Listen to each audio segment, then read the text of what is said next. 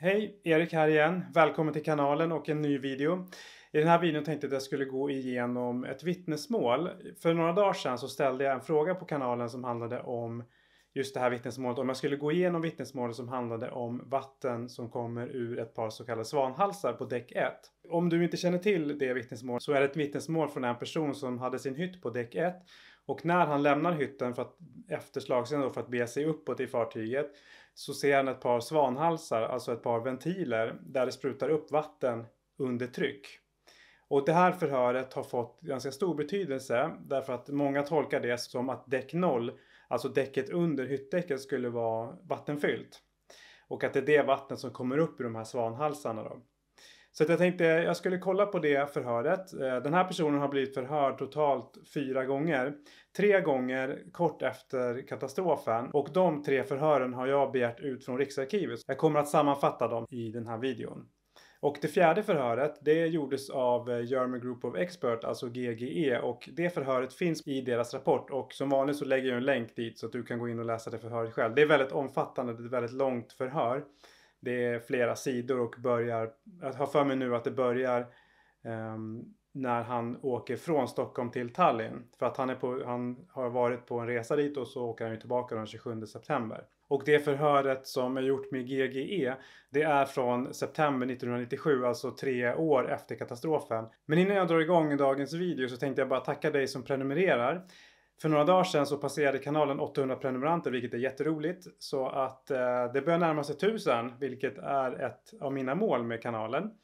Så vi får se när jag når 1000. Men stort tack för att du prenumererar, och har du inte börjat prenumerera än, gör det så att du inte missar mina kommande videor om Estonia. Men då börjar vi med första förhöret. Det första förhöret är från den 28 september 1994 klockan 13:45. Och det förhöret börjar alltså vid midnatt kan man säga då. Han befinner sig i Baltic Bar vid 24-tiden. Och båten gungade kraftigt då i längdriktningen, och efter en stund så väljer han att gå ner till sin hytt som är hytt 1049. Där ligger han en stund i sängen och försöker sova, men det gick inte så bra och fartyget gungade mycket i sidled. Och helt plötsligt då, lite kort efter klockan 24 då, eller 01 estnisk tid, så hör han ett kraschande ljud. Ett kraftigt kraschande ljud från bildäck. Och strax efteråt kommer ett likadant, och kort efter det, eller samtidigt som det, så började båten luta åt styrbord. Och när det händer så bestämmer han sig då för att lämna hytten, och ute i korridoren är det panik. Folk springer huller om buller. Så han springer ut ur hytten och han tar sig uppåt. Han tar sig då först till trappan och tar sig uppåt för den. Och när han befinner sig på andra däck, vilket är bildäck då, så vänder han sig om och tittar neråt, och då ser han att det har kommit in vatten på första däck. Så det var det första förhöret, och det är underskrivet och godkänt av personen i fråga då. Det andra förhöret, det är från den 2 oktober 1994, och det är ett sammanfattande förhör. Och jag tänker jag har sammanfattningen då igen, så att jag går igenom den nu. Det här förhöret börjar på samma sätt som det tidigare då, kan man säga. Det börjar alltså i Baltic Bar vid midnatt, alltså vid 24 då, svensk tid. Och han säger då att det gungar mycket, och han bestämmer sig då för att gå ner till hytt 1049. Och när han hade lagt sig där i hytten så märkte han att fartyget gungade i sidled istället. Och plötsligt så hör han en kraftig stöt på bildäck. Och efter en stund kommer en likadan, och fartyget kränger över mot styrbordssidan. Och då bestämmer han sig då för att lämna hytten, och när han kommer upp till andra däck så kommer det in vatten på däck 1, säger han. Slagsidan är kraftig, och den var så kraftig så att han får gå på väggen i trapphuset. Och sen då säger han att han räddades klockan 08:00 på morgonen, och då tas han till Hangö i Finland. Och det här förhöret från den 2 oktober är kortast av alla de här 3 förhören som jag har begärt ut från Riksarkivet då. Det tredje förhöret som jag har begärt ut från Riksarkivet, det är från den 10 oktober 1994, och det förhöret hölls i Stockholm. Och det är också det längsta av de här 3 förhören, så att jag har gjort igen då en sammanfattning, så den kommer här. Och det här förhöret är som sagt lite mer omfattande, så det är ett längre förhör, så det börjar tidigare. Jag har valt att ta med det som sker precis innan resan då. Och då säger han så här i det förhöret att han hade inte bokat en biljett till hemresan den 27 september, utan han köpte en biljett 2-3 timmar innan avgång då. Och han fick inte en hytt, utan han fick stå på en reservlista till en hytt, och på senare på kvällen då så blev han tilldelad den här hytten då 1049 under bildäck. Ungefär cirka klockan 18, en timme innan avgång, så går han ombord på Estonia. Och i det här förhöret står att runt klockan 23 så gick han och la sig. Han la sig och läste en stund men kunde inte sova. Vid midnatt, vid 24 då, eller 01 estnisk tid, så hör han ett välbekant ljud, och det är ett hydraulljud. Och det han associerade ljudet till när man öppnar och stänger stävporten, alltså bogvisiret. Men han kan inte med säkerhet lokalisera ljudet till fören. Och när han hör det här ljudet så går han upp och tänder en cigarett och sitter uppe en liten stund. Då strax efter det här då, alltså strax efter klockan 24, hör han en smäll, ett starkt metalliskt ljud. Och just det här ljudet känner han inte igen och kunde inte heller lokalisera det. Och efter 1-2 minuter så kommer ett likadant ljud. Han känner på sig att det är någonting som är fel, så att då klär han på sig och lämnar hytten. I hytten när han står upp och klär på sig, tolkar jag det som då, så känner han att fartyget gungar ner lite i akten och hur det vrider sig, och sen får en slagsida åt styrbord. När det händer så lämnar han hytten och beger sig mot trappan. Han springer ut mot trapphuset. När han ska upp för trappan så fastnar jackan i ledstången. Så den får han kasta av sig, så den blir kvar då nere på däck 1. När han befinner sig i första trappan mellan C-däcket och bildäcket så tittar han ner i trappan, och då såg han hur vatten trängde in längst ner. Och fartyget lutade en aning och han hade visst besvär med att ta sig uppåt då. När han fortsätter då hela vägen upp så kantrar fartyget ännu mer. Sen så tar han sig ut då till livbåtar, och han plockas upp av en finsk helikopter och förs till Hangö. Och sedan ligger han 3 dagar på sjukhus då i Finland. Och han kommer tillbaka till Stockholm den 5 oktober och blir inlagd då på Sankt Görans sjukhus. Och han får komma hem dagen efter då, den 6 oktober 1994.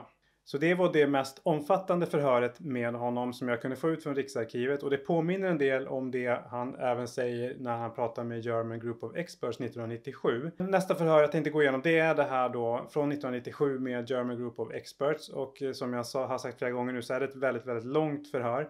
Det är flera bilder, det är väldigt mycket text. Men jag har tagit ut det som är det viktigaste, som jag anser vara det viktigaste. Men så här låter sammanfattningen. Och så i september 1997 säger han så här. Han kom förmodligen ombord som den sista passageraren. Hamnen var avspärrad, förmodligen av militär. Han blev skjutsad till hamnen av en vän som hade svårt att släppa av honom då på grund av den här avspärrningen. Han fick ingen hytt när han kom ombord. Han tyckte personalen verkade nervös. Och ungefär vid 20:30 på kvällen så fick han då en hytt. Och det är ju då hytt 1049. Och han säger heller inte att han såg någon personal under kvällen. Det var liksom dött ombord. Och så säger han också att fartyget hade en lätt styrbordsslagsida. Vid 22:30 ungefär så går han ner till hytten. Försöker sova. Men så vaknar han av ljudet av forsande vatten. Och det ljudet var som starkast på styrbordssidan. Det kom inte ovanför eller under. Och samtidigt som han hörde det här forsande vattnet då, så hörde han starka metalliska ljud. Så han sätter sig upp, tänder en cigarett, och då hör han också det här hydraulljudet som han nämnde förut. Och det hörs samtidigt som de här släggljuden eller hammarljuden. Och så plötsligt då hör han 2 kraftiga smällar eller kraschande ljud. Samtidigt så blir det som att fartyget stannar upp, som om det hade kolliderat med någonting. Han säger också att han kastades mot väggen i sin hytt då. Och när det sker så tar han sig upp ur sängen, han klär på sig och lämnar hytten. Han hör inget motorljud. Det här var då runt 01 då, estnisk tid. Så han lämnar hytten, han springer ut mot trapphuset och jackan fastnar i ledstången, precis som han sa i förhöret innan här. Och när den fastnar så vänder han sig om, tittar över axeln och tittar lite snett bakåt. Och då ser han de här 2 stycken svanhalsarna. Och det är här han säger då att han ser de här svanhalsarna och hur vatten sprutar upp ur dem då under tryck. Som en vattenkran kan man väl nästan säga. Halvvägs upp mot bilet och får fartyget en slagsida på 45-60 grader. Så det var det förhöret sammanfattat. Det jag tog upp nu var de viktigaste bitarna. Och något som är värt att nämna när det gäller de här 4 förhören, det är att ingen av de här förhören är i dialogform. Vi kan alltså inte veta vilken typ av frågor som har ställts och vad han svarar på. De är väl utskrivna från ett band antar jag, så någon har gjort den sammanfattningen redan. Och de förhören som jag fick ut från Riksarkivet, de är på svenska. Men det sista förhöret här med GGE, det är på engelska. Jag tänkte egentligen inte säga så mycket mer om de här förhören, utan nu har jag gått igenom en sammanfattning av totalt 4 förhör.